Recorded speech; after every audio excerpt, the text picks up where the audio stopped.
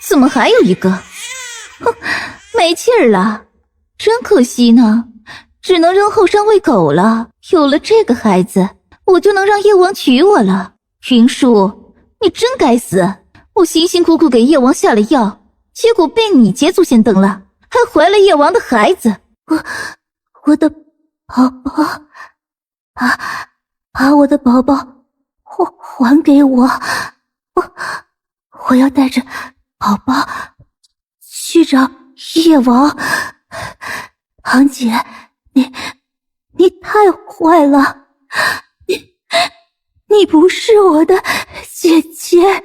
哼，一个花痴傻子也想嫁给叶王，叶王看见你就想吐，就因为你爹是大将军，我还要陪你一个傻子演戏。明明我爹也上过战场，凭什么你爹是将军，我爹就不是呢？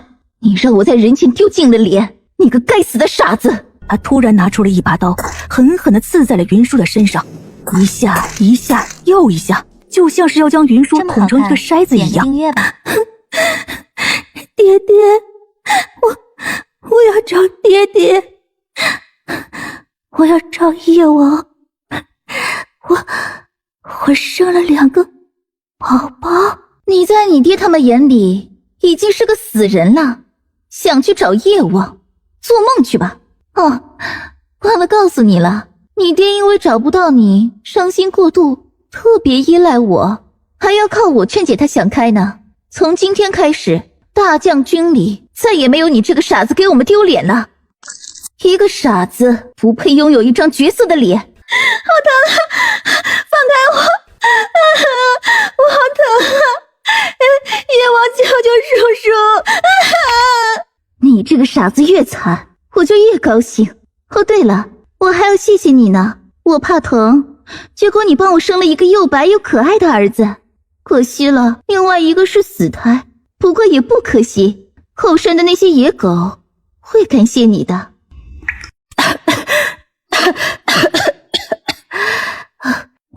我穿越了，我去，不会这么康吧？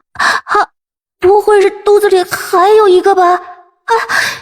这是怀了3胞胎，要有宝宝，救我的宝宝。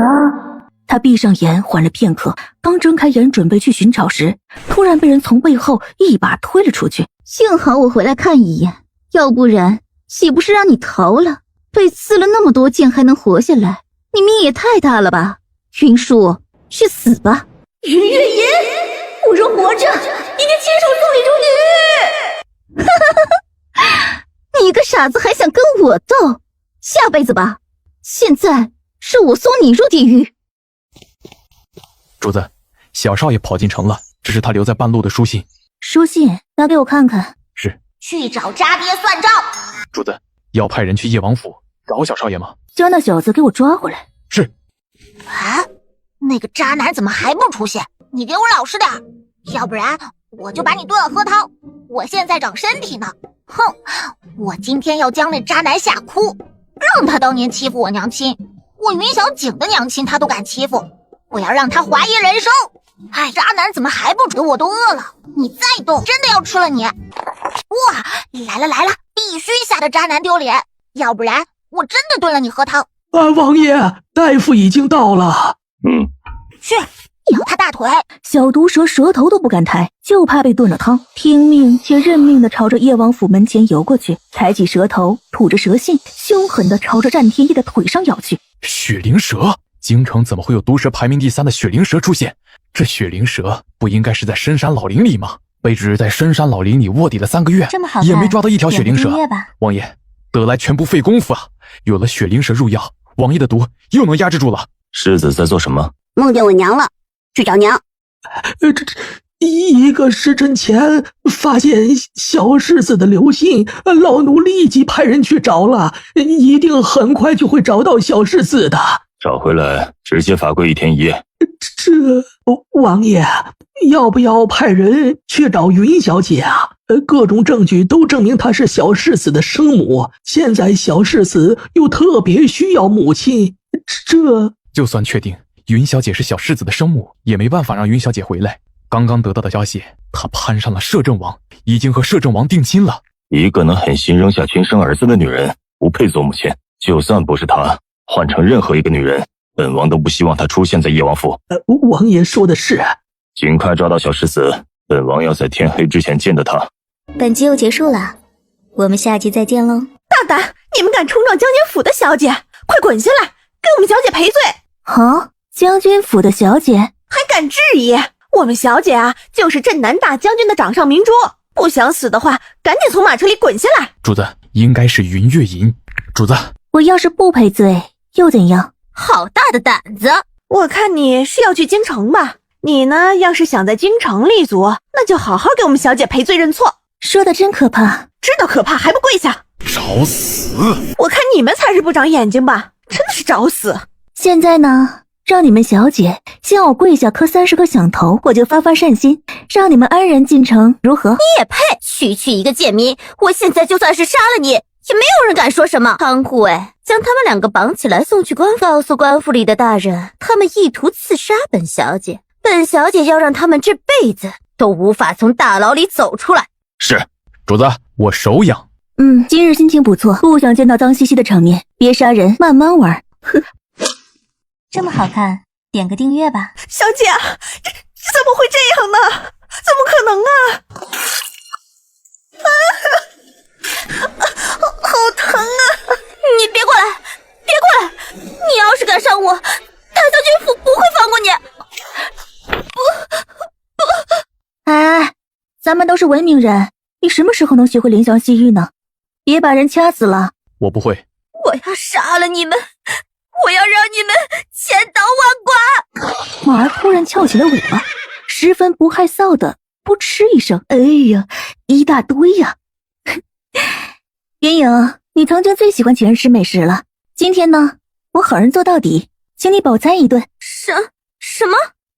该死！你们该死！竟然让我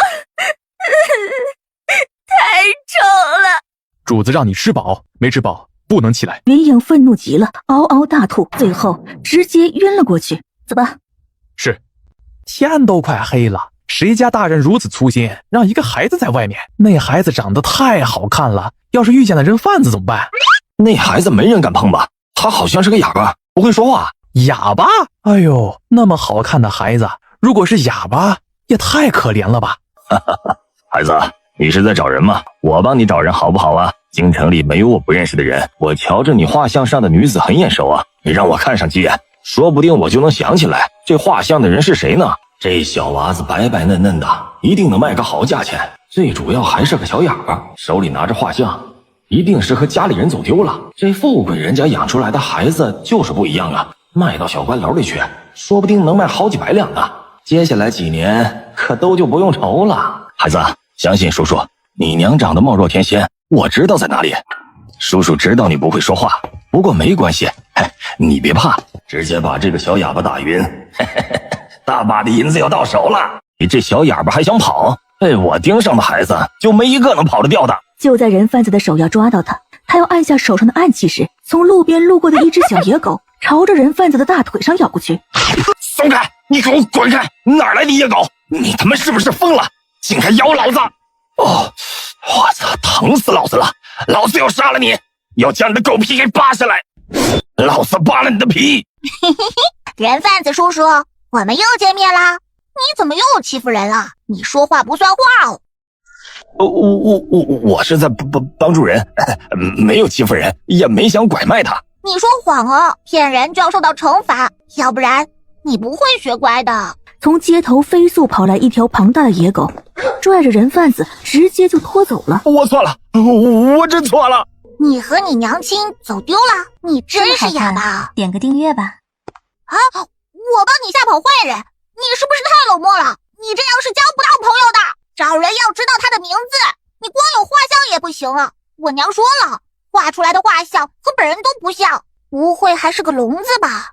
唉，真可怜，不和他计较了。哎呀，忘了，娘说渣爹身边有哥哥，刚刚应该想办法混进去，说不定就能见到哥哥了。不知道哥哥和我长得像不像，跟在渣爹身边，他肯定受苦了。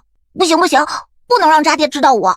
娘说了，不能和渣爹硬碰硬，要不然很麻烦，渣爹都不知道我的存在呢。我的乖乖呀，你怎么舍得丢下爹好几年呢？好了，爹，别哭了，我安然无恙的回来了，而且我现在病好了。啊，你真的好了？终于让为父等到了，以后为父不打仗了，就陪着你，以后绝对不让人欺负你。本集又结束了，我们下集再见喽。好了，爹，别哭了，我能保护自己了。是为父的错，如果为父不经常带兵打仗，扔你一个人在家，你怎么可能会一气之下离开好几年呢？他不是云舒，老爷，你可千万不能被他骗了呀！是啊，长风，你千万不要被他给骗了，他绝对不是云舒。这几年有人借着云舒的名字骗了你多少回，你这回可千万不能被骗了。二弟的确如此，他绝不是云舒。是啊，他怎么可能是云舒呢？我的女儿我会认不出来，她就是我的乖女儿云舒。二弟，长风，老爷，她就是云舒，你们谁都不用说了。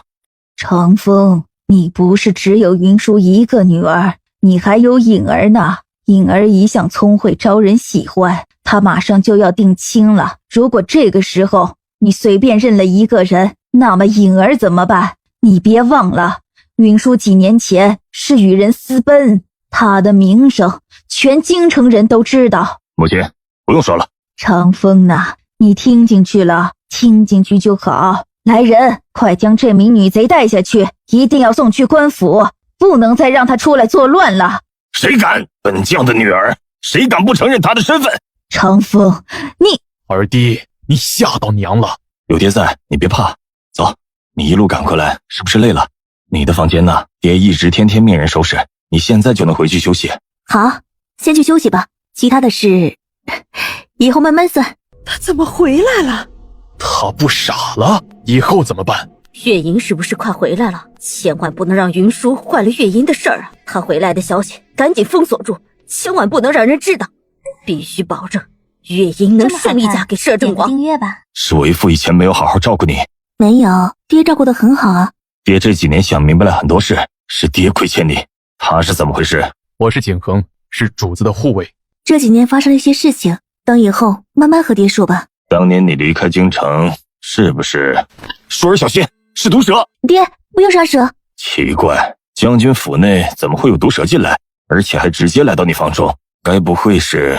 爹，我有些累了，想要一个人待一会儿。好，你先休息，有什么事情爹给你扛着，你快休息。云小醒在外面，你带他去找阮熙，让他听话，不要出去捣乱。我过2天就去看他。好。孩子，你是不是和家里大人走丢了？这怎么和我们府中大小姐还有些像呢？你是想要见我们大小姐？可是我们大小姐这2年不在京城啊，不过过几天就会回来了。小家伙，你找我们大小姐是有什么事儿吗？啊，又遇见他了啊！嘿，景恒叔叔，你出来啦！走。景恒叔叔，带我进去看看外祖父吧。我从小缺父爱不说，还很缺外祖父的爱。唉，我太可怜了，想想我都要流泪。缺就缺，死不了。景恒叔叔，你不要那么冷血好不好？我从生下来就没看见亲爹，然后知道我亲爹是一个渣男后，你知道我的心有多疼吗？我对外祖父特别期待。跟你说实话吧，我昨天晚上做梦梦见外祖父了，但是梦里的外祖父戴着面具，你说气人不气人？我要是在梦里能看到他的脸，我肯定就不想了。主子让我带你去见阮熙。走。景恒叔叔，你这样很难娶媳妇儿的。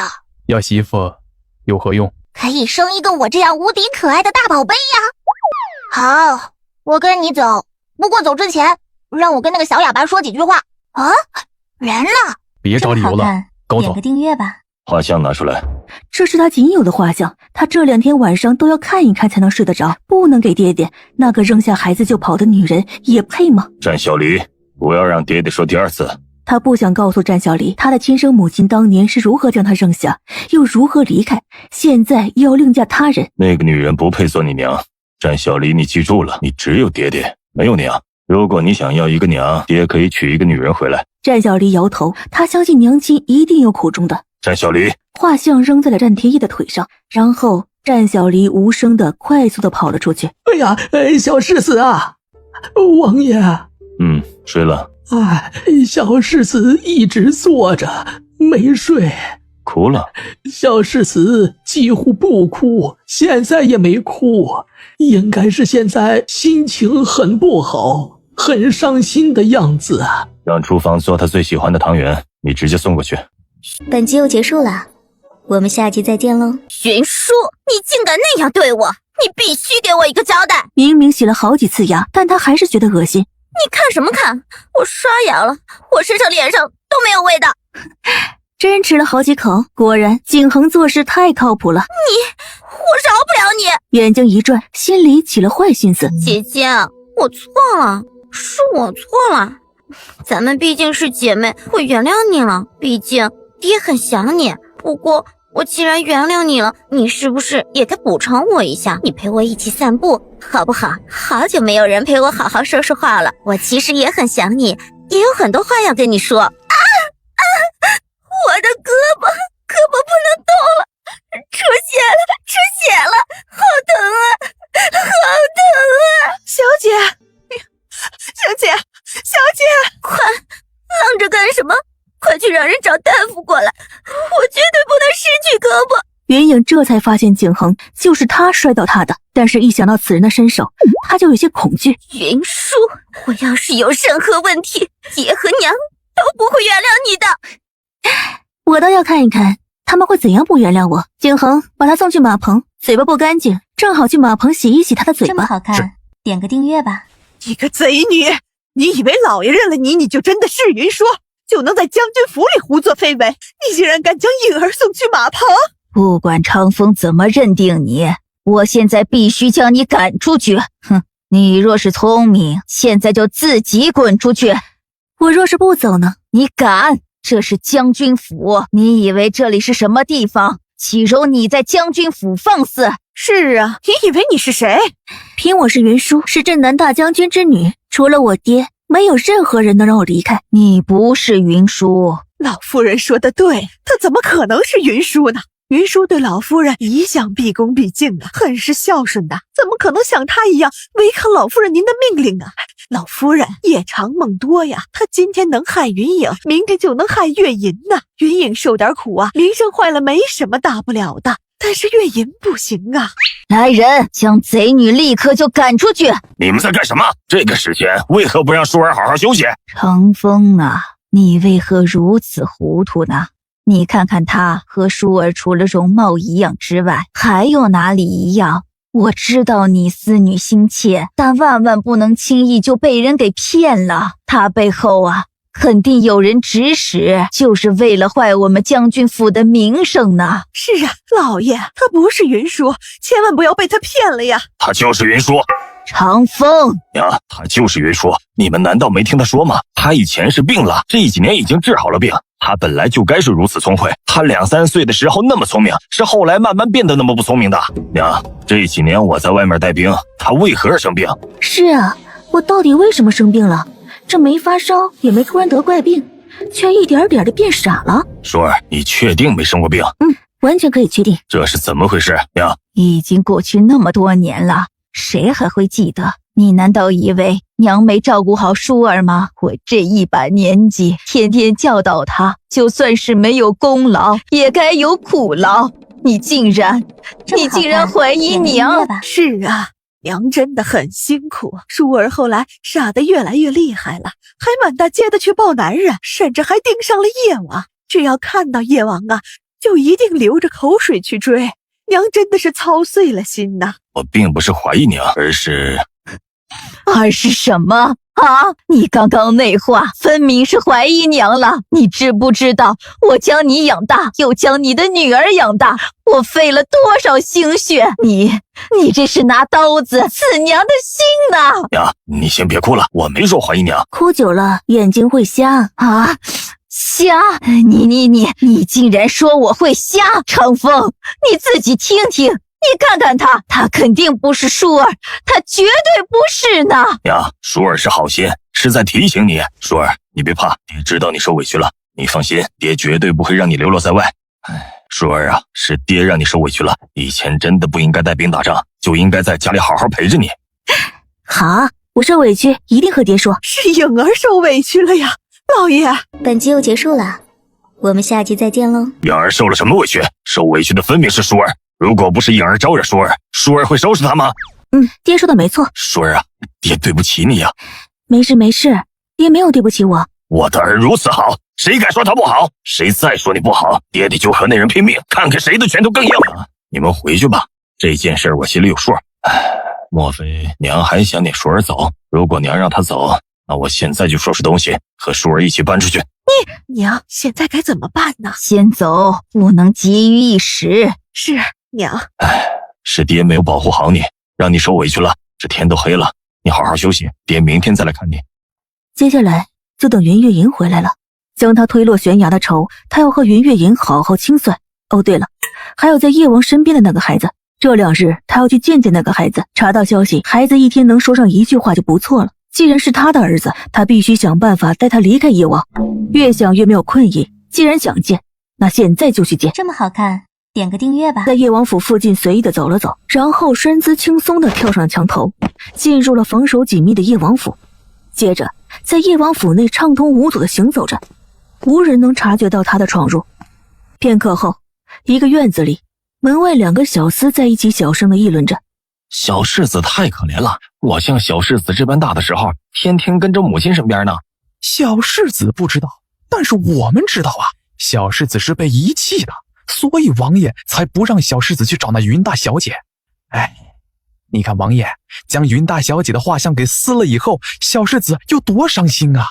哎呀，已经1天没吃饭了，但是我们又不能告诉小世子真相啊。小世子现在心心念念的等着云大小姐回城呢。小世子从小就不爱说话，虽然不哭不说，但是我们能感觉到小世子很伤心。你刚才是没看到，王管家因为心疼小世子，偷偷的擦眼泪呢。其实王爷也很心疼小世子，就是王爷有点话少，小世子有时候不了解王爷的心。隐藏在暗处的云舒听到他们的对话后，心口抽抽的疼了好几下。他刚要抬脚走过去迷晕2个小厮，忽然看到有人推着一个轮椅走了过来，便立即停下来站在原地。王爷，世子睡了？世子正在作画，说是不想睡，不让奴才们打扰。云舒靠在墙壁上，脸色越来越冷。这进了房间里半天了，战天一和战小离一句话没说。睡觉，不睡的话出去面壁思过。房间里的战小离完全不理战天夜。战小离，我再说一次，那个女人永远不可能成为你娘亲。如果被我发现你再去找她，回来以后家法处置。战小离小背影的背脊僵硬，他还是没有开口。他就是想要娘亲。战小离，你盯着她睡。是啊，王爷。小世子啊，王爷很关心你，王爷也是为了你好。小世子现在还小，不知道人心险恶。来，小世子回床上睡吧，小世子还小，需要长身体呢。战小离跟着王管家上了床，但是躺在床上，他一直没有闭上眼睛。那个画像，娘的画像。门外的云舒等到王管家从房间里出来，他才推开门走了进去。刚一进去，就看到了躺在床上背对着他的一个小小背影。云舒坐在了床边，伸手摸了摸他滑滑的脸颊。娘亲，我想娘亲。云舒心里顿时疼得不像话，握住他的小手，温声说：“小离乖，娘亲在这里。”娘亲。云舒看着战小离，便要将他抱起来带走。这时门外忽然传来声响，有人来了。一个利落的翻身，迅速躲在了一个衣柜的后面。进来的人脸上戴着泛着冷光的面具，朝床上的战小离轻手轻脚地走过去。云舒立即眯起眼睛，该不会是哪个胆大的人潜入叶王府，打算绑走战小离做人质吧？这可不行，他今天果然来对了，敢抢他儿子，他都要看看是谁胆子这么大，这么好看，竟然在他面前找死。点个订阅吧。你是谁？竟敢闯叶王府，找死！动不动就说死，说的好像你能杀了我一样，真是不怜香惜玉啊！云舒瞪了他一眼，下一刻，云舒手心划过一道极浅的亮光，亮光朝着男人脖颈大动脉而去，男人躲得极快，随着他翻身而过，只伤到了他的胳膊。云舒美眸微眯，就在他要再一次下杀手时，忽然床上的战小离动了，他的动作生生的停了下来。他不能在战小离的房间里杀人。你是谁？低声道：“我是你姑奶奶。”说完，他身姿轻盈的直接从门前飞跃而出。谁在世子的房间啊？离开叶王府的云舒站在大街上，回首望着叶王府，眼前闪过刚刚小离叫着娘亲，还有战天夜对小离那般冷漠的样子。他握紧了手，低声道：“小离，等等娘亲，等娘亲处理好些事情后，就带你离开。”话落，他直接一个闪身，消失在夜色中。王爷，府中没有任何闯入者的痕迹。吩咐下去，世子的房间附近严加守卫。王爷，刚刚得到的消息，在天黑之前，镇南大将军失踪几年的女儿回来了。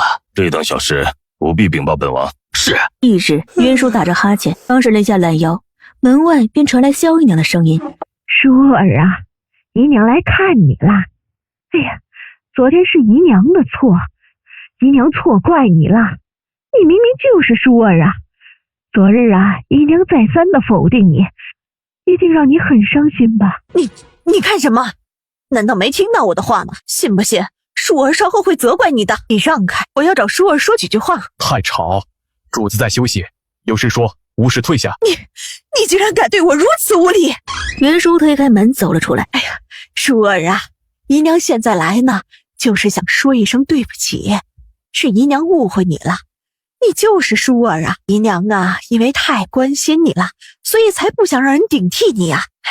昨天晚上啊，想了一晚上，更确定你就是舒儿。哎呀，这几年没见呐，你真是出落得越发出色了，姨娘真是欣慰呀。舒儿，咱们忘了昨天的不快，好不好？舒儿，你倒是说句话呀。姨娘一大早没吃早膳便来找你，就是因为着急，赶快赶过来了。姨娘是真的怕你误会了。你知道的，姨娘对你一向比对颖儿还好呢。不知道的人呢，还以为你才是姨娘的女儿。原来萧姨娘对我如此之好。有些长了，等吃了早饭，好好修剪一下。那是当然呐。这几年没有你的消息，姨娘是茶饭不思，夜不能寐呀，经常会做噩梦。梦中如果你被人欺负了，姨娘气得都想冲进梦里去打欺负你的人呢。所以呀，舒儿，在咱们将军府啊，你谁都可以不相信，但是独独不要不相信姨娘啊。如果你不相信姨娘，姨娘就真的被伤透心了呀。萧姨娘茶饭不思，夜不能寐，应该是要消瘦才对的，这怎么比几年前还胖了2-3圈啊？哎呀，我这……年纪大了，发福，理解。我姨娘这2日啊，身体不适，有些浮肿。我说萧姨娘，我如果是你的话，有时间来我面前唱大戏，不如出去找个大夫给云影看一看。这1天之内啊，吃了2次马粪，以后张嘴就是马粪味儿，你那春秋大梦啊，可就白做了。云舒伸了伸懒腰，靠在门前，看着萧姨娘那奔跑中丝毫掩藏不住焦急的背影。景恒，我们用过早膳去看云小景，她自己偷偷跑来京城去找战天夜，我不想看到第2次。点个订阅吧。为什么不去用早膳？娘亲昨天来看我了。小世子啊，昨天晚上没有人来，小世子是做梦了。不是做梦，做梦娘亲是不会跟我说话的。娘亲昨天晚上对我说话了，还摸我的额头了。昨天晚上没有任何人来过你的房间，本王说过你没有娘亲。战小离，现在就去用早膳，否则现在去领家法。我房里有娘亲留下来的香味。王管家，带他去受家法，吩咐下去。本王不希望从世子的口中听到娘亲2字。哎呀，王爷，这，带他去。小世子，王爷也是为了你好。等小世子长大了，就知道王爷用心良苦了。在战小离和王管家走远后，战天夜沉声命令道：“去彻查云月吟是否回京了。”是。本集又结束了，我们下集再见喽。一棵参天大树上，云小景躺在树枝上，小短腿结在一起，翘着二郎腿，不成调的乐声自嘴里传了出来。一条巨蛇朝着云小景爬过去，昂首张大嘴，朝着云小景的头就要吞下去。想吃小爷？小爷我心情不好，滚开，要不然我就把你炖了喝汤。真的想要被我吃了？又皱皱眉，咦，太大了，肉老不好吃。云小景下来，身一跃，稳稳地落在了云舒面前。娘亲，娘亲，我都想你了，我一个人在阮叔叔这里好无聊啊。没，云小景，你去找叶王了？他去找叶王肯定不是去认爹，以我对小景的了解，他肯定是去找叶王算账去了。而且我听景恒说，小景留的信上说的也是去找渣爹算账。一双桃花眼朝着云小景眨了一下，云小景立即特别乖巧的点头。是啊，娘亲，我是去为娘亲报仇了。渣爹太可恶了，敢欺负我云小景的娘亲，我不能饶了他。我听说他很有钱，所以去找他算账，让他给抚养费。娘亲，我以后不敢了，真的。回京城前，娘说过什么，还记得吗？娘说不让我去找渣爹。他不知道你的存在，你贸然前去见他会有危险。云小景，我昨天见到你的哥哥了。你去叶王府了？叶王府守卫森严，你闯进去竟然还有命出来。景恒瞪了阮熙一眼，语气凉薄。主子比我厉害，叶王府这么好看，算个屁。点个订阅吧。云小景眨了眨大眼睛，像个好奇宝宝一样。娘亲，我哥哥什么样子啊？有没有我帅？有没有我高？你哥哥也是个帅气的小可爱。云小景一听，圆溜溜的眼睛瞪得更圆了，满眼的好奇。娘都见过哥哥了，我也想见哥哥。现在不行，等过段时间吧，娘亲带着他来见你。娘亲，不公平，我也很想见哥哥。云舒没有说话，云小景嘟着嘴，奶声奶气的讨好道：好吧，我听娘亲的，我不去见哥哥了。这2天我查到了一些事情，你肯定很感兴趣。我可是费了9牛2虎之力，几天几夜都睡不好觉查到的呢。阮叔叔，你和我娘亲不可能，你追了我娘亲1年多了，娘亲看你都不脸红心跳。云小景，你别忘了，这段时间你娘不管你，你只能和我住在一起，同在一个屋檐下，你得罪我没好处。云小景嘻嘻笑了2声，阮叔叔得罪我也没好处。阮熙气得直咬牙，完全忘了维持风度翩翩。这小子才4岁，这要是14岁还了得。好了，说吧，都查到什么了？云舒，我真的没可能吗？你真的不考虑考虑我？我长得俊美，放眼天下有几个人能俊得过我？还有，我坐拥万贯家财，你嫁给我这辈子吃喝不愁。我的银子就是你的银子，你可以随便挥霍，而且我很抢手的，喜欢我的女人这条街都排不下。你要是错过我，以后一定会后悔。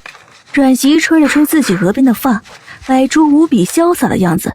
说完了，云舒扬起唇角，美眸微微眯了起来，似笑非笑地看着阮熙。阮熙被这一眼看得嘿嘿笑了几声。说完了，我就知道你能挡得住我的魅力，不被我迷惑。好吧，言归正传，我查到了一些关于云月银的事情。说。摄政王很喜欢云月银，对云月银的要求也是有求必应。不久前，曾有人针对云月银，被摄政王知晓后，立即将那人五马分尸。还有，在叶王府里，你的那个儿子一心将云月银当成了亲生母亲。云舒美眸微动。当年云月银抢走小离后，是想要谎称小离是他生的，以此让叶王娶她。但也是在同一时间，叶王被人伤了腿，成了残疾。云月银扔下小离就逃走，但还是被叶王府的人追查到一些消息，以至于让小离认为云月银才是他的娘亲。至于摄政王，那摄政王绝对是一个变态，也不知道云月银给摄政王灌了什么迷魂汤，能让一个变态摄政王对他如此死心塌地。说说这位摄政王。云小景，你去其他地方玩，我接下来讲的事情你不能听。云小景在关键时刻很乖，他哦了一声后就跑去其他地方玩了。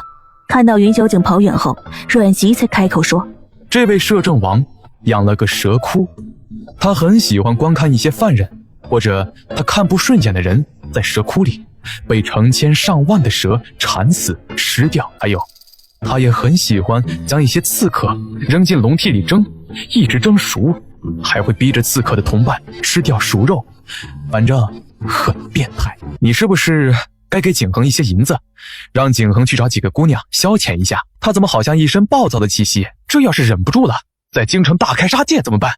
谁话多我杀谁，说的好像你真的能杀了我一样。袁叔懒得听他们两个人斗嘴，他摸着下巴陷入沉思。听了阮熙的描述，他更加觉得这位未曾谋面的摄政王有些棘手，这段时间他怕是要很忙了。本集又结束了，我们下集再见喽。一道小身影突然出现在叶王府的墙头下，他手里抓着一条蛇，小蛇在他的手里就像是一个玩具一样一动不动。我这样做也不算不听娘的话。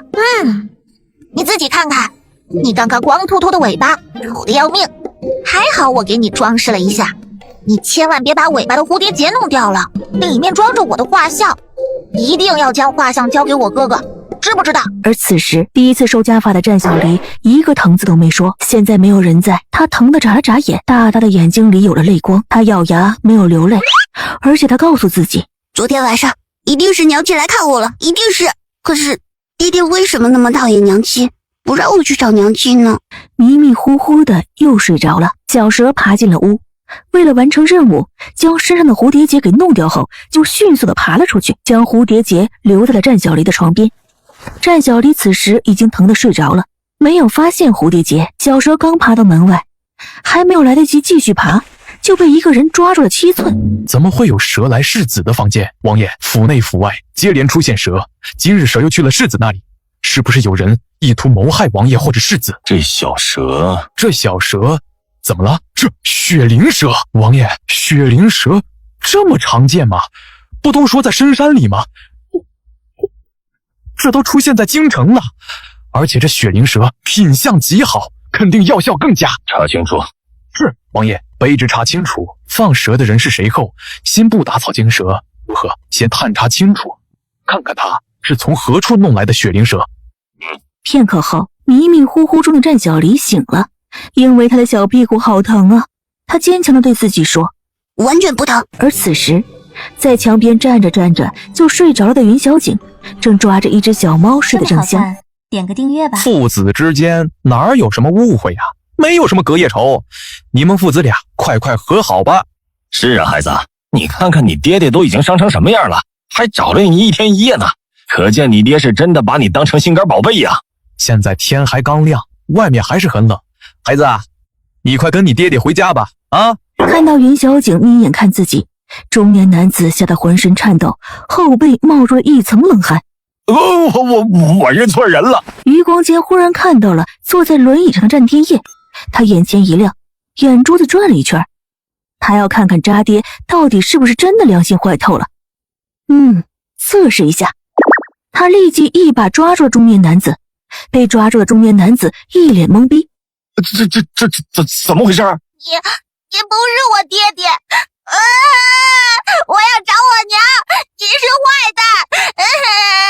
这好像是一个孩子遇到了人贩子，正在找母亲。啊，王爷，这孩子……叔叔，你是我爹爹的转世是不是？你和我那个抛妻弃子，最后被车撞死的爹爹长得好像啊！你们真的长得一模一样。起来，小朋友，你先起来，你认错人了。刚刚说的话就是用来形容渣爹的。那人贩子被抓住后就会被送去大牢，你放心，叶王府的人会将你送到家。我怕死了，别人都有爹爹，我没有爹爹。将人贩子抓起来，杖责50，送入大牢。是，小民不敢了，小民不敢了，小民真的不敢了。小民以后再也不会做这种事情了。小民是因为太缺钱了，所以才起了歹心呐。小民刚刚就已经后悔不已了。将他带下去。你家在哪里？我自己回家就好了。小短腿迅速地朝着另外一侧的方向跑走。这个小家伙到底是怎么回事？怎么看他的背影好像和小世子很像？让管家照顾好小黎。是。等等，让玉雪去照顾小黎。如果小黎能喜欢他，就准备侧妃典礼吧。是。云小景从叶王府门前跑走后，赶紧回到了阮叔叔的家里。他躺在小床上，想着刚刚抱着他的渣爹，哼了一声。哼，谁稀罕渣爹？我有娘亲就够了。不是都说渣爹已经变成残废了吗？那为什么刚刚我抱着渣爹的时候，感觉渣爹的腿好像没事啊？怎么没事又哭了？别忘了你是一个什么身份，哭哭啼啼的，成何体统？老夫人，现在该怎么办呀？什么怎么办？哎呀，刚刚府里的管家告诉我，云叔今儿啊一大早就取了几千两的银子出去挥霍了，听说买了不少的金银首饰啊，还有布匹。管家原本想要阻止云叔的，但是云叔说这是老爷吩咐的。这他刚刚一回来就挥霍了几千两，接下来还了得？话说呀，老爷这几年没有征战沙场，皇上呢也没有什么赏赐，仅凭俸禄我们一大家子根本就不够花，现在又被云叔挥霍了几千两，接下来我们云家该怎么活呀？哼，胆大妄为，他竟敢花我们云家的银子！说完，他就气冲冲地走了出去，朝着云叔的院子而去。萧姨娘紧跟其后，暗暗得意地勾了勾唇角，哼，伤害了颖儿，现在她要让云叔付出代价。本集又结束了，我们下集再见喽！气势汹汹的云老夫人带着一群人来到了云叔院子，怒气冲冲地走到了云叔面前，抬起手就要给云叔一个耳光。祖母要打我，你还好意思问我？你看看你干的好事儿！哎呀，叔儿啊叔儿，你可千万不要再气老夫人了，老夫人最近的身体很不好，如果被你再这一气病了，这可怎么办呀？你就好好的呀，向老夫人赔个不是，好不好？你胡说八道什么？我现在还没有承认他是云叔呢，他呀就是一个贼子。老夫人说的是我说错了。云老夫人紧接着看向云叔，你现在就将这些东西全部都退回去，退回来的银子还给库房。如果我说不呢？你竟然敢拒绝？究竟是谁给你的胆子，竟敢没有经过我的同意就去账房拿银子？老夫人，哎呀，老夫人您千万别生气，舒儿她可能不是故意不去问您的，她现在也知道错了。哎呀，只要啊把这些东西退回去就可以了。老夫人年纪大了，舒儿你要好好听老夫人的话，不能忤逆老夫人呢。听姨娘的话，赶紧把这些东西都拿回去退了吧。这样的话，老夫人就不会生你的气了，也就不会赶你离开啦。哼，不想退，你竟敢不听我的话！想想以前的云叔，虽然傻，但是他说什么都会言听计从。府中任何人要用银子，那可是都要得到老夫人的同意的。舒儿啊，你可千万别再犯糊涂了，要不然老夫人真的要让人撵你离开了。以前的舒儿啊，最听老夫人的话了。萧姨娘话里话外的提醒云老夫人，让云老夫人继续撵云叔出去，也让云老夫人更不喜欢云叔。来人，快将他撵出去！他不是云叔。再来人，将这些东西弄清楚是哪一家铺子买的，都给送回去。这是你哪里找来的人？你竟敢往回带不三不四的人！也是我的护卫，自然要保护我不被人欺负。我呢，长得貌若天仙，又天仙善良，很容易被人欺负的。身边当然有一个护卫了。于姐，我花的是我爹的银子。嗨，你们不都是花我爹的银子吗？难道只能你们花，我就不能吗？我都好几年自力更生，没用过我爹的银子了。我爹现在呀，还在各种对我的愧疚之中。我若不用他的银子，他要伤心死了。你们不心疼他，我心疼。云叔又说道。听到这一番歪理，云老夫人眼珠子都要瞪出来了。你歪理，可恶！你这是什么话？哎呀，是啊，舒儿，你怎么能说出这种话呢？你滚！快从云家滚出去！云家什么东西都不是你的，长风的银子什么时候轮到你用了？是吗？云舒眨了眨明眸，朝着门前看过去。爹，我不能用你的银子。长风，你就这么确定他就是云舒？玉儿当然可以用老爷的银子，哎，只是这一下就花费巨大。能买的如此少？云长风皱眉道：“这几年不买了，买的这么少，说明舒儿太小心翼翼了。他这个父亲太失败了，怎么能让闺女活得如此小心翼翼？女孩子最喜欢的绫罗绸缎、金银珠宝都不舍得买了。”云舒心里暖暖的，刚要开口回应云长风，忽然从门外传来下人的声音：“老爷，有几位小姐想要见二小姐。”几位小姐？云舒挑眉：“是啊，几位小姐说是二小姐的朋友，得知二小姐回来了，特意来探望。”然有人要见你，你先去见人吧。是啊，有客人来了，而且都是你的朋友，可别让人久等了。你几年没回来了，曾经的好友能过来看你，说明真心将你当做朋友。去看吧，其他的事情交给爹。好，那我去看看那几个如此担心我的朋友们。好久没见了，这么好看，甚是想念呢。点个订阅吧。我不希望以后看到你为难舒儿，舒儿这好不容易回来了，我征战沙场这么多年赚下来的万贯家财，自然是让她有喜欢的东西就买下来，这日后嫁人呢，也要给她万贯家财的嫁妆。长风，她是女子，以后嫁出去就是他人妇，给她万贯家财，那我们将军府呢？还有啊，她5年前就坏了将军府的名声，这京城里还有谁敢娶她？是啊，老爷，今天外面就已经议论纷纷了，我们将军府外时不时的就有人路过打探消息。哎，老夫人她也是为了我们将军府好，才会教舒儿规矩的。此事我在10年前就已经说过了，娘莫非忘了？这现在和10年前可不一样了。没什么不一样。云长风沉声道。云老夫人深吸一口气，指着云长风一句话都说不出来。萧姨娘急得不行。本集又结束了，我们下集再见喽。袁叔跟着下人来到了会客的厅房，人还未到，里面热闹的声音便传了出来。哎，你们说云舒这5年都去哪儿了？我听说他5年前跟人私奔了，该不会被人嫌弃傻抛弃了吧？哎，我猜也是这个可能。虽然他一张脸长得倾国倾城，但哪个男人能受得了娶一个傻子？玩腻了肯定要抛弃的。这几年他颠沛流离的，肯定变丑了。哎，说不定啊，看上去和老夫人没什么区别。哼，我每天都细细的养着，他绝对比不上我。站在门外的云舒神色悠然自得，听到他们的谈论后，只是微微的勾了下唇角。哎，他怎么还不来啊？是不是觉得自己现在变得太丑了，不敢来了？丑媳妇还要见公婆呢，他就算变丑了，也不该不来见我们呀。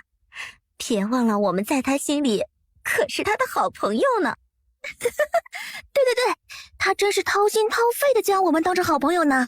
一道道笑声毫不隐藏，云舒微微垂着眼眸，看着自己刚刚修剪好的指甲，陷入了回忆里。这些人的确被原主当成了好朋友，原主不管有什么好东西，都会想着分享给好朋友们，而这些所谓的好朋友们就会哄骗原主，让原主做出一件一件丢脸的事情。那些事情恐怕到现在为止，都在让京城众人津津乐道着。云舒浅浅一笑，这可真是好朋友啊！他今天就送给这些好朋友们一个大礼。久未见面，见面礼还是要准备的。他抬起脚走了进去，在他刚刚进入的那一刻，笑声戛然而止。几道目光迅速地看过来，每个人都带着强烈的迫切。云舒，你终于回来了！你怎么？几人顿时花容失色，和他们刚刚想的完全不同。你是云舒？几年不见，如今已见这般震惊，你是太想我了？我怎么你是不是在脸上涂了厚厚的一层粉？是啊，云舒，你竟然会用胭脂水粉了。不过胭脂水粉不能这么用的，你看看你在脸上擦了那么多粉，看上去就像是个女鬼，太白了，你快擦掉吧。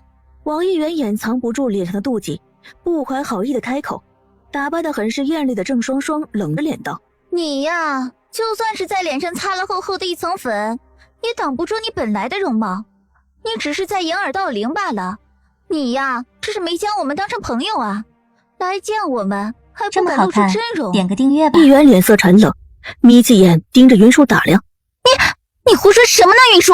做你们，我天生丽质，完全不用涂脂抹粉啊！你没涂粉？怎么可能呢？曲娇娇拔高了声音，生气的走过去，拿着帕子想要过去将云舒脸上的粉给擦掉。她绝对不能容许一个傻子比她美。就在要碰到云舒的脸时，她的手突然被抓住了，紧接着下一刻全都交在了曲娇娇的脸上。突如其来的变故，极其不可思议的一幕。曲娇娇一开始没反应过来，等反应过来后，立即嚎啕大叫：云舒，你疯了吗？作为好朋友，我先帮你洗洗脸。曲娇娇，你丑得我吃不下晚饭了。你不傻了，云舒，你是故意的。我就是故意的。云舒，你太过分了，你既然已经不傻了，为什么不告诉我们？是啊，你既然不说你已经好了。云舒，你以前该不会是故意装傻吧？装傻？要不就是你遇到神医了，有神医救了你。不过云舒，你现在就算是不傻了，也知道了我们以前怎么对你的，那又如何？王美元，我给你们一个机会，现在跪下来磕几个头，叫我几声姑奶奶，我就大人有大量，原谅你们一次如何？你做梦！我怎么不记得我们以前做了什么？我也不记得了。我就记得在京城，你因为太傻，没有人跟你做朋友，是我们不嫌弃你，你应该对我们感恩戴德才是。切，让我们给你跪下，怎么可能呢？云舒，你别做梦了。话说回来，我们之前是为你好，是你自己做出了各种各样的丑事，和我们有什么关系？美元，我们走，不要管他。听到这笑声，王美元几人不知道为什么感觉到有些毛骨悚然。还记得你们以前是如何欺负曾经的云舒吗？我们才没有欺负过他呢。王美元盯着云舒那可以令所有人黯然失色的容颜，眼底遍布妒忌。接着对一旁的李月娥说：我们走。本集又结束了，我们下集再见喽。李月娥对王美元言听计从，紧跟着王美元离开了。看着他们四人离开的身影，云舒朝着门前的景恒眨了眨眼，两手一摊：你身上的好东西舍得给他们用吗？可以。景恒说完，带着一身的寒劲儿腾空而起。将军府门前，四人上了一辆大马车。上了马车后，四人就再也忍不住满心的嫉妒和愤怒。可恶！你们说云舒怎么会突然变聪明了？他明明那么傻。还有，他在外5年，这5年不应该饱受折磨吗？吃不饱穿不暖的，结果他比5年前还要……的确是可恶可恨。曲娇娇恨极，刚刚他们被衬托的好像是丫鬟一样。以前是云舒在他们身边围着来围着去的被他们耍，但是刚刚云舒却趾高气昂，完全不将他们放在眼里。王美元冷冷的眯起眼，他变化这么大，我们以后要小心了，说不定他以后会报复我们。报复我们？哼，他敢！他要是敢报复我们，我们几个一起对付他。以前他爹是大将军，但是这几年上阵杀敌的可都是云月营的爹，我们只要还和云月营交好，就什么都不用怕。王美元皱眉，我总觉得云舒刚才说的话有古怪。什么古怪？突然马车停了下来，猝不及防的一道烟雾从车窗飘了进来。这么好看，怎么回事？点个订阅吧。怎么马车突然停下来了？你们闻到什么味道了吗？我刚刚不知道是不是错觉，好像看到有烟飘了进来，你们看到了吗？李月娥又咳嗽了几声，好呛啊！哎，是有烟进来。曲娇娇疑惑地掀开马车帘子，向外看去，外面没有烟呢。王美元满眼迟疑，心里越发的不安起来。我觉得不太对，有哪里不太对？哪里不太对？有哪里不对吗？小姐，刚才马不知道怎么了，突然自己停下来了。现在好了，可以走了。好，汪美元应道，应该不会有什么事。袁叔刚刚从外面回来，不在京城5年时间，根本就掀不起什么风浪。而且袁月银快回来了，就算袁叔不傻了，想要报仇也只能是徒劳。片刻以后，你们有没有觉得特别热呀？我怎么感觉好热呀？好疼啊！我的脸好疼啊！就好像被红红的老铁给烫了一样。我的脸也痒。终究还是没有控制住，用手挠了挠。4个人挠过以后才觉得舒服了一些，可只要不抓一下脸，紧接着又痒了。但更恐怖的不是脸上像着火一样又痒又痛，而是你的脸怎么会这样？下一刻，好端端在街道上行驶的马车停了下来。停下来的这一刻，马车突然裂开了。裂开哪儿？马车里的几个人暴露在了人前，人来人往，两边都是小商贩。突然看到这一幕，都惊呆了。他们是谁呀？这是哪个戏班子的戏子呀？这妆化的也太难看了吧？不太像啊。你看这马车，它虽然裂开了，但是很豪华呀，应该是哪个富贵人家的小姐吧？王美元4人傻了眼，他们震惊地看着四周，脑袋嗡嗡作响，像是完全不知道四周发生了什么一样。他们看着彼此，再也忍不住啊声尖叫。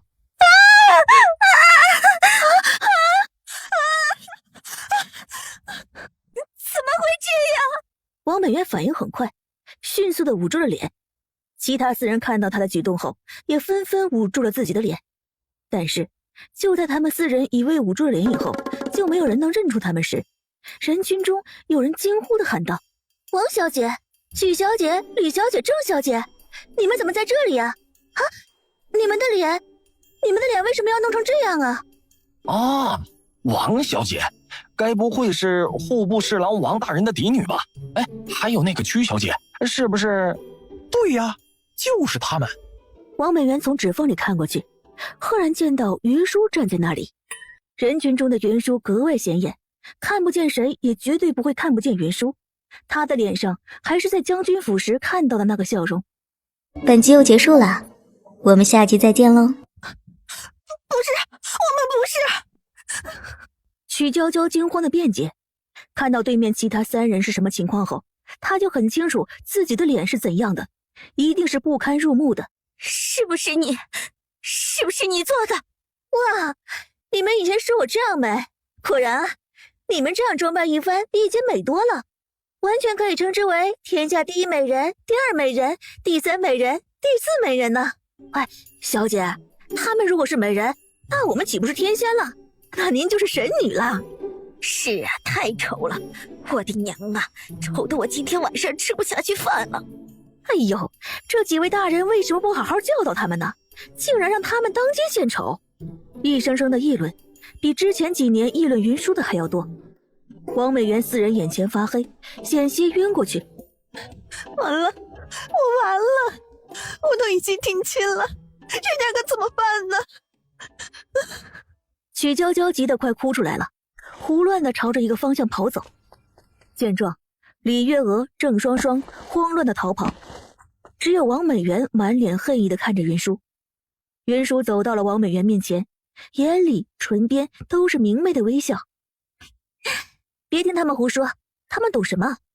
你这样真的是太美了，完全就是天下第1美人。云舒将以前王美元说过的话说了出来，语气真诚。王美元浑身惊颤。你……不远处，云小景手里拿着一个小苹果吃着，一口接着一口，小虎牙露出，笑嘻嘻地看着他娘亲。他云小景的娘亲就是厉害，以其人之道还治其人之身，这些以前欺负过娘亲的人他也不会放过。当他云小景的娘亲好欺负，欺负他可以，不要欺负他娘亲。忽然他看到不远处的墙边有几只老鼠窜来窜去，嘿嘿嘿，嘿嘿，让你们瞧瞧我云小景的厉害。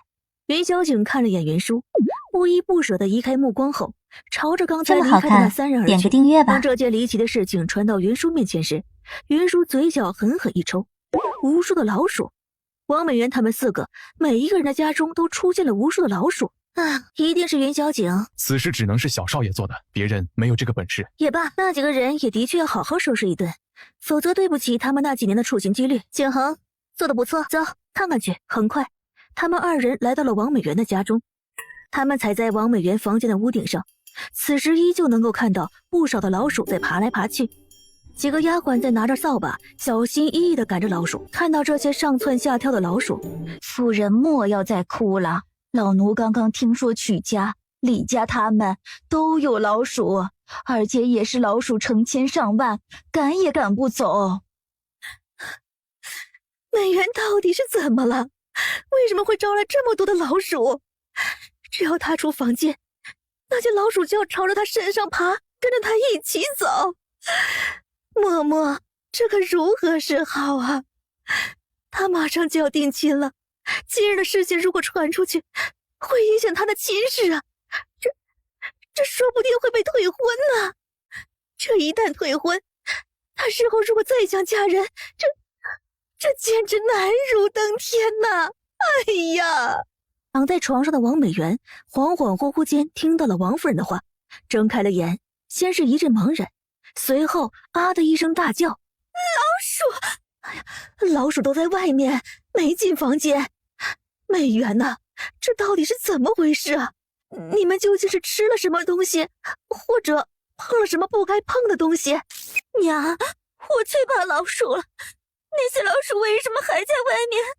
为什么不赶走？为什么不打死他们？哎呀，美元，那些老鼠已经驱赶走一些了，但剩下来的一些，这怎么驱赶都驱赶不走啊！怎么会这样？不可能！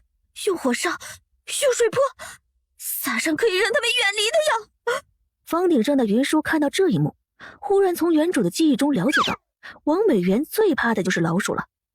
看到老鼠，王美元没有办法冷静的思考，甚至是什么都做不了。想不到云小景误打误撞，正好成全了王美元。哎呀，都用过了，不成啊！哎，美元啊，你先冷静冷静，告诉娘，你还有李小姐他们到底是怎么回事啊？不是去将军府见云舒了吗？是云舒，一定是云舒下的毒。云舒下毒？可大夫说你们没有中毒啊。是的，一定是的。走吧。本集又结束了，我们下集再见喽。听到刺客的话后，云舒停了下来。原来马车里的倒霉蛋是叶王啊！主子，看看再说。叶王，乖乖受死吧！那长剑朝着战天而去，只要一剑开出心脏的决然和速度。云舒手中捻动着一枚小石头，在剑即将刺到战天的心口时，他手中的小石头飞了出去。就在石头碰到长剑，让长剑偏离了几分时，云舒唇边的笑容猛地一收，轻轻地骂了一声：“我操！”怎么可能？不是说叶王双腿被废了，武功也被废了吗？跟个废人没有什么两样吗？这徒手折断剑，这哪里是没有武功了？什么事情都有可能，胆敢刺杀叶王，找死！秋木一剑刺过去，剑入血喷。他们杀不了叶王。战天夜抬起眼眸，犹如星子一样的眸，锐利如鹰般的扫来，视线准确无误地落在了云舒身上。他发现我们了，我竟然小瞧他了。怎么办？月黑风高夜，他认不出我的。既然他死不了，我们走吧。战天夜抬眸，再一次看向了云舒刚才停留的地方。王爷，这些刺客扔到背后主谋的面前。点个订阅吧。老爷，今日二弟是不是进宫见皇上了？如果二弟重新上战场，这几年是我上阵杀敌，他整日在府中无所事事，他早就已经没办法上战场了。这种事以后不要再提。妾身知道，如今将军府都是老爷在撑着，但是二弟似乎并不这样认为。如今云舒又回来了，二弟多年来的心结可也了却了。他如果要去边疆，皇上念着二弟以往的战功，或许就会同意。月莹快回来了，她要嫁给摄政王，我们不能让她丢脸啊，必须得有个强大的娘家。老爷，为了她，有些事情我们必须要争取，否则对不起月莹啊。这件事情我知道该怎么做，不会对不起月银。现在京城中所有人都知道将军府有月银，可惜今后有人提到将军府，想到月银也会想到云舒，这样对月银太不公平了。老爷，不如我们搬出去吧，另设府邸。如此一来，他人提到月银时就不会想到那么不堪的云舒。搬出去？这里是镇南将军府，我如今是号令几10万大军的将军，岂能搬出将军府？即便要搬出去，也该是二弟。老爷不要生气，是我失言了。这件事情交给我，我会想办法让二弟他们搬出去。这二弟会心甘情愿搬出去吗？这不是他不想就可以决定的。如今将军府是我做主，他这2日一而再再而三的顶撞娘，又不顾将军府的名声认下了云舒，这是他对将军府以及对我的背叛。现在的他太糊涂了，留在将军府对我也不利。既然他一意孤行，就不要怪我这个做哥哥的太过无情。杨氏闻言低着头笑了。小世子，快醒来吧，早膳已经送来了。战小离刚想开口叫娘亲，忽然收住了。不是娘亲，娘亲身上不是这个味道，而且她听到了这个人的心声。等我以后嫁给叶王，生下的儿子一定比小世子出色，到时候王爷肯定不喜欢小世子，喜欢我生的儿子。而且小世子像个哑巴一样，哪有我生的儿子可爱？哼，若不是为了得到王爷的心呢，我才不想过来对一个小哑巴如此殷勤呢。战小离将女子的心声听得清清楚楚。坏女人，爹爹是想让这个坏女人做他娘亲吗？战小离睁开眼。小世子，你醒了啊？哎，小世子，你身上还有伤呢，我来给你上药吧。上了药，我们就去用晚膳，好不好？见到战小离不理自己，玉雪有些生气，心里暗道：哼，你如果不是王爷的儿子，我肯定打死你，将你卖给人贩子。你娘狠心抛弃你，就因为你是个怪胎。战小离停在门前，回头冷冷地看着玉雪。虽然知道玉雪是个坏女人，但是娘亲也认为她是怪胎嘛，所以才会抛弃了她。小世子，我知道你不喜欢我，但我可以发誓，以后我会好好照顾你的。战小离，你做什么？我不喜欢他。王爷，我也不知道小世子为什么这么讨厌我，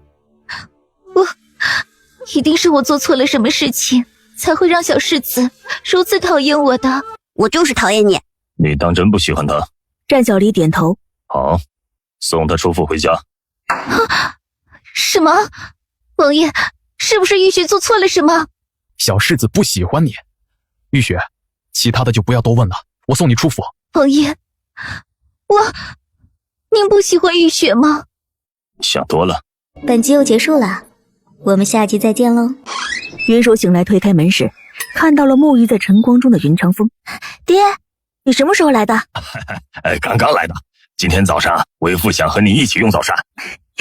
好啊。片刻后，府中下人将早膳送过来，早膳很丰盛。云长风看着云舒，这看着看着眼睛就泛了红。2个人一起用早膳，如此简单的愿望，他以前都没有成全的。舒儿啊，是爹对不起你。爹如果以前经常陪你，不去上战场，你这些年就不会受那么多委屈了。爹，那是以前了，以后我有爹陪着就可以了。为父眼睛里进沙子了，没事没事，你快吃啊，我也吃。好，一起吃。正好吃。爹，我已经很聪明，暂时还没查到是谁给你下的毒，这件事交给为父，为父一定查清楚。好，那就交给爹，他也在查这件事。为父日后要留在京城看护着你，绝对不会再有人欺负你了。好。舒儿放心，有为父在，以前发生过的事情，从今以后绝对不会再有了。我相信爹。云影躲在不远处，偷偷摸摸地看着一起用膳的2人，眼睛都气红了。为什么呀？为什么爹不喜欢我？从来没陪我用过早膳。主子，我刚才听到云得知他们的谈话了。说了什么？正在劝说云老夫人要将主子和云将军撵出将军府。云舒扑哧笑出了声，这么不要脸啊！这座将军府是皇上在多年前赏赐给云长风的，当时云长风大败敌军，换来了几年安稳。皇上随手大气地赏赐了一座府邸，这座府邸直接取名为镇南将军府。他们竟然要将云长风撵出去，这脸大的超乎想象啊！见过无耻的人，但是像他们这样无耻的人还是第一次。此时不远处跑来一名丫鬟，来到云舒面前后立即说道：二小姐，明日宫中设宴，请二小姐今日准备一下，明日一早进宫。明日？云舒挑眉。是的，二小姐。云舒抬手挥了挥，好了，我知道了，你下去吧。丫鬟恭敬称是，一边退下去一边心里想着，这几年不见二小姐，二小姐不傻了以后竟然有如此震人的气场。你是喜欢慢慢玩还是速战速决？景恒顿时耳根子一红，主子能不能不要说些让人误会的话？他无奈地回道：分什么事什么人？你主子我呢，喜欢慢慢玩，慢慢玩才有意思，速战速决能有什么意思？景恒已经无言以对。嗨，这次入宫，你家主子我要不要亮瞎一众人的眼睛？主子比天仙都美，自然能亮瞎一众人的眼睛。想不到我们少言寡语的景恒都学会甜言蜜语了，看样子很快你就能学会怜香惜玉了。主子，别为难我。景恒皱起眉，怜香惜玉干什么？杀人才痛快呀！云舒轻轻地拍了两下景恒的肩膀。哎呀，你这样以后怎么娶媳妇啊？不娶。景恒很果断。那是你还不知道情是何等滋味，而且你几乎是看着小景长大的，看到小景那么可爱，你难道就不想生一个孩子？景恒眼前浮现了云小景，几乎让他很少安生的云小景，顿时眉头皱得更深了。不想。完全不想。特别是看到了那么闹腾的云小景，他就更不想了。云舒顿时感觉很无力，让景恒跟在他身边多年了，这怎么就没学会爱呢？怎么他看他越来越讨厌孩子，甚至是女人呢？哎呀，算了，他最起码比当年能多说几个字了。当年他只是一个杀人机器，眼睛里只有杀人，没有任何情绪。现在虽然不会怜香惜玉，但是最起码可以稍稍的不那么血腥了。刚刚爹给了我一把剑，我是不是也该送给爹一些礼物啊？本集又结束了，我们下集再见喽。这个呀，是我送给爹的礼物，爹看一看喜不喜欢？哦，是舒儿亲手做的？是我亲手做的，编织了一下午呢。为父很喜欢。下一刻，一名下人急匆匆地跑了进来。老爷，李家、曲家、王家，还有郑家来了不少人，说是让老爷交出二小姐。你留在房中好好休息，这件事交给为父处理吧。爹，我和你一起去。他们此次前来是要将一些罪名推到你身上，本就和你无关的，他们竟敢如此冤枉你，为父绝对不能让他们有这个机会污蔑你。你安心等着，不必担心为父。说完，云长风周身笼罩着愤怒的光芒，朝着会客厅的方向而去。云舒见云长风如此呵护，心中暖意洋洋。主子，他们人多势众，仗着人多想要欺负我和我爹，走，去看看。云舒轻笑，迈步而去。此时会客厅内全是人，四家人在一起，气势汹汹，气焰高涨。今天将军府必须给我们一个说法，太可恨了，竟敢下如此黑手。如果今天将军府不给我们一个说法，那明日进宫，在皇上面前便好好说道说道。我女儿娇娇那张脸啊，真的不堪入目呢。哎呀，我女儿也是如此，这马上就要成亲了，现在倒好，该怎么见人呢？所以说，将军府一定要将云舒交出来。我倒要问一问云舒，为什么会如此狠毒？究竟给他们下了什么毒？门外先一步到来的云德志和杨氏两人面面相觑。杨氏低声道：老爷，看来云舒惹出来的事情不小。我先进去问问情况。云德志面色冷沉的点头。杨氏又道：他们口口声声说让将军府给个说法，老爷的确应该出面。云德志眼神闪动，不着痕迹的点了个头，直接走了进去。点个订阅吧。请各位慢慢说，将整件事情告知本官。没过一会儿，云长风走进来。在云长风走进来的那一刻，听到了王夫人说：“将军既然说一定会给我们一个交代，那我们就相信将军。”放心，稍后云舒过来，本官会问清楚。如果真的是他所为，一定会让他给你们一个说法。云长风闻言，冷眸眯起，大步跨进去。你们说的事情与舒儿无关。二弟，你终于来了。刚才我听了他们所说的，这件事不是那么简单，让云舒过来好好询问一番。毕竟他们是从将军府离开后没多久就出了事，如果不查清楚，有损我们将军府的声誉。云德志看向云长风，沉声说道：“一番话就是认为云舒有错。”云长风只看了一眼云德志，这心里透心凉。以前他在外征战沙场时，云德志曾经说过，会将舒儿当成自己女儿一样尽心照顾。这就是当成亲生女儿般的照顾。如果真的是当成了亲生女儿般护着，绝对不会任由他人污蔑。他能想到那些年舒儿被人忽视，孤立无援的样子。他面寒如霜地看着四家人：“你们有证据证明是舒儿所为吗？”这一声质问颇有气场，也颇为震慑。这就是真正在战场上称神的镇南大将军。证据就是月娥他们4人前来将军府做客，见了云舒后不欢而散，刚离开将军府便有中毒的症状。只有云舒有机会下毒，也有理由下毒。知道大将军刚刚和女儿重聚，但也不能如此无视证据吧。大将军是没看到我们几个人家的女儿背后害成什么样子了，一张娇俏的脸变得面目全非，完全看不出之前的模样。我们很想问一问令爱，究竟是什么仇什么怨，要下如此狠手？请几位夫人先不要哭了，这件事情一定会妥善解决。二弟，身为你的嫂子和舒儿的大伯娘，我其实也很想维护舒儿，甚至认为舒儿是不可能做出害人的事情。但是一个人过来指责舒儿，那么说明舒儿是被人诬告。但是现在4家人一起来指责舒儿，那么就已经证明舒儿与这件事情肯定有一些关系。当然，我不认为舒儿能有什么关系。本将再问一次，是否有证据？如若拿不出证据，你们涉嫌陷害本将的女儿。本集又结束了，我们下集再见喽。舒儿，为父不是不让你过来吗？这种小事儿，为父直接处理了便可。爹，他们诬赖我，我当然要过来证明清白了。下一刻，只听云舒问他们是不是坏事做尽遭报应了？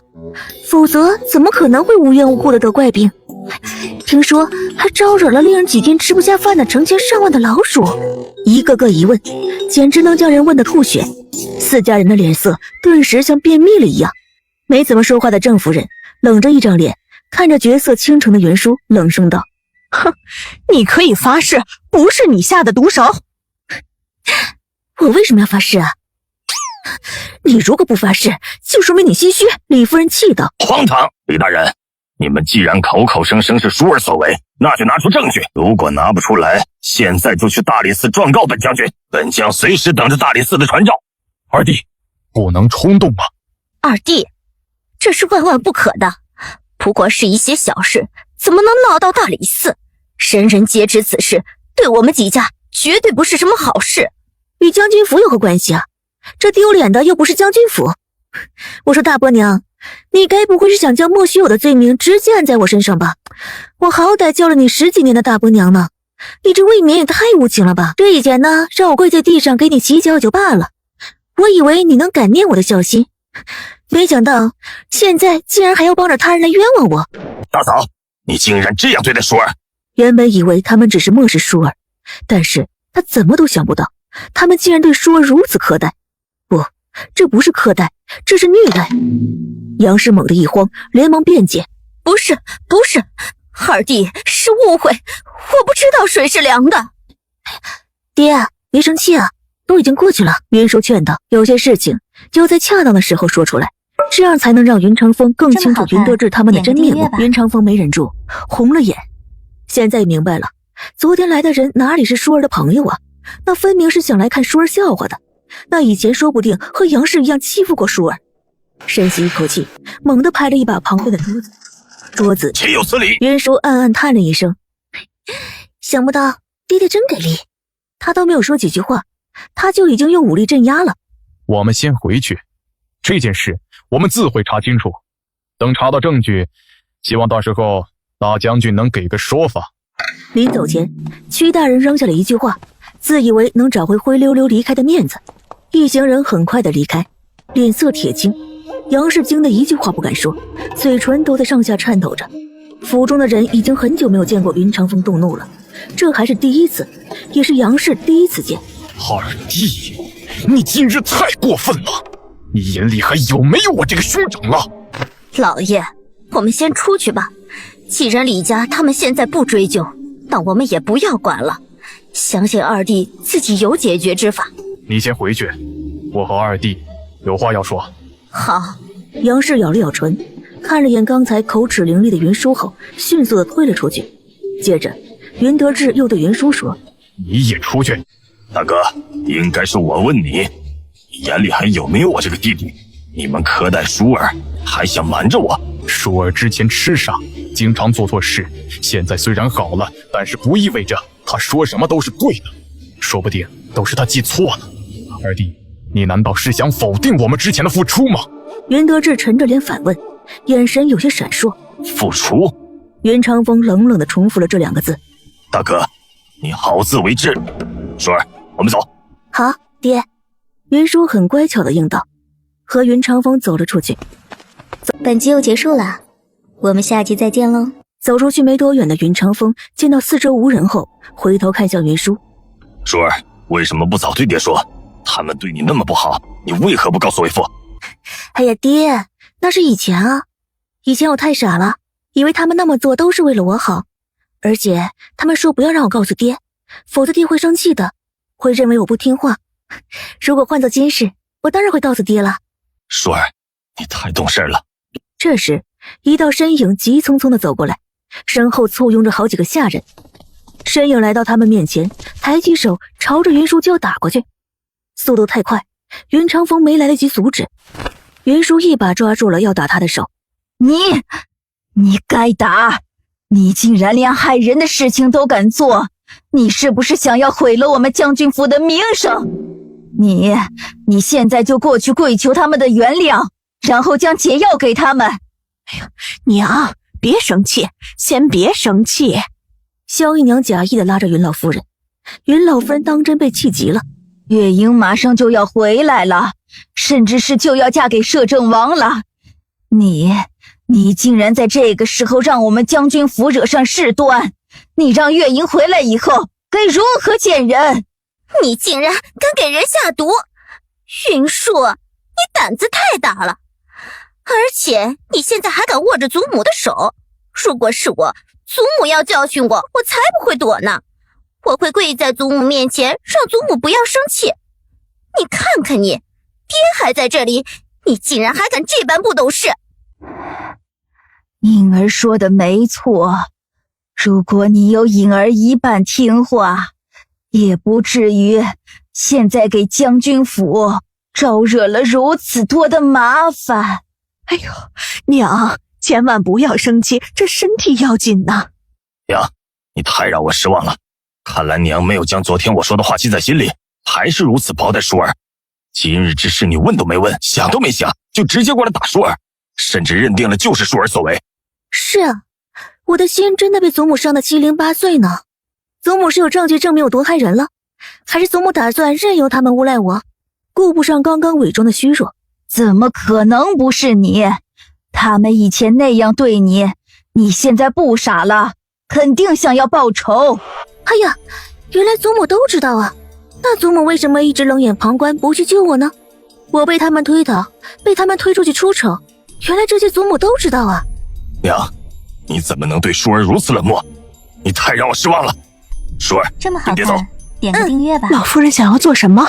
这件事情和你没有关系。哼，云老夫人冷哼道，随后让一旁的嬷嬷扶着她走了。云影一头雾水。娘，祖母刚刚是什么意思？什么为了将军府的未来狠心？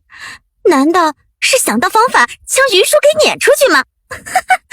祖母一定是找到方法了，这回一定能将云舒给撵出去。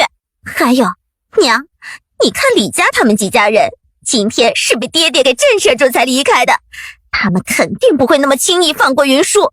看着什么都不知道的云影，萧姨娘满面愁容。娘，你怎么不说话？我们不是应该开心吗？你祖母并非要赶走云舒。萧姨娘紧绷着唇角，看着四下无人，知道不能再瞒着了。云影一听气急，为什么？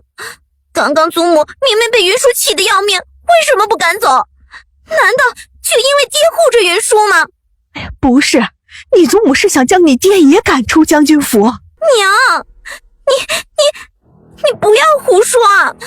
爹是镇南大将军，这是爹的府邸，祖母就算是因为云舒生爹的气，也不可能将爹赶出去啊！娘比你更希望是娘多想了。那我们怎么办？娘，爹都会被赶出去，那我们是不是也会被赶出去啊？我不想被赶出去啊！看来我们要早做打算了。云月银就要回来了，我在京城的地位又能水涨船高了。这时候如果被赶出将军府，那我们可什么都没了。你能想到这里，就说明你已经长大了。这几日你祖母不能赶人，我们还有时间为以后铺路。好，我听娘的，娘让我做什么我就做什么。一座小镇子上，一家客栈内，天字号房。一封信送到了住在天字号房内女子的面前。女子拆开信，看到上面所写的内容时愕然，随即美眸深处蹦出一丝阴森狠意。一个傻子从悬崖上摔下去，竟然没死，反而还活着回来了。云舒，就算你变聪明了，也绝对不是我的对手。不怕死的回来，莫不是想要报仇？哼，不自量力。原本还觉得你死了，我要做的事情就会很无聊呢。现在好了，正好和你好好玩玩。本集又结束了，我们下集再见喽。明日王爷要带小世子进宫，王爷说了，这一次进宫的人很多，小世子不喜欢浴血不要紧，进了宫看看喜欢谁，说不定就能让那人做了小世子的娘亲了。不进宫，我不要别人做我的娘亲，我只要我自己的娘亲。有些事情小世子现在不明白，等小世子长大了就明白了。战小离不说话，他想不明白他的娘亲到底做什么了，为什么爹和王管家还有秋露叔叔一提到娘亲都是很厌恶。他躺在床上，将自己蜷成了一小团，睁着大大的眼睛仔细地想着。就算是想不明白，他也要去想。他不想别人讨厌娘亲，等他想办法逃出去了，他就去将军府找娘亲。那他明天就进宫吧，只要进宫，他肯定就有机会逃出去了。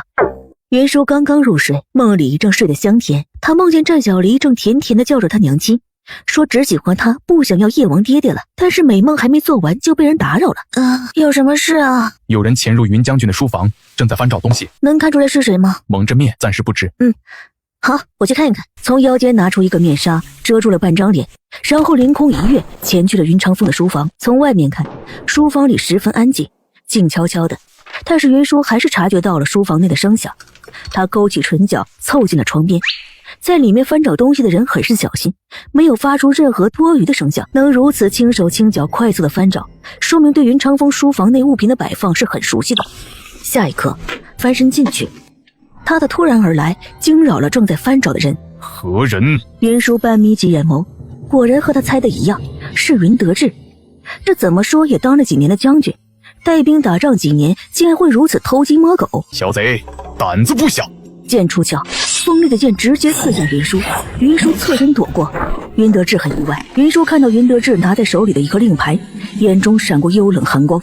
兵符，原来是来偷兵符的。一枚五星暗器刺入他的胳膊，他闷哼一声，手顿时无力的松开，兵符即将落地。他大惊失色，惊骇的想去抢夺回来，但是他晚了一步，女子的身形如鬼魅般将即将落地的兵符夺走了。该死！你是何人？今夜休想离开将军府！将东西还给我，我还能留你一条小命，让你离开将军府。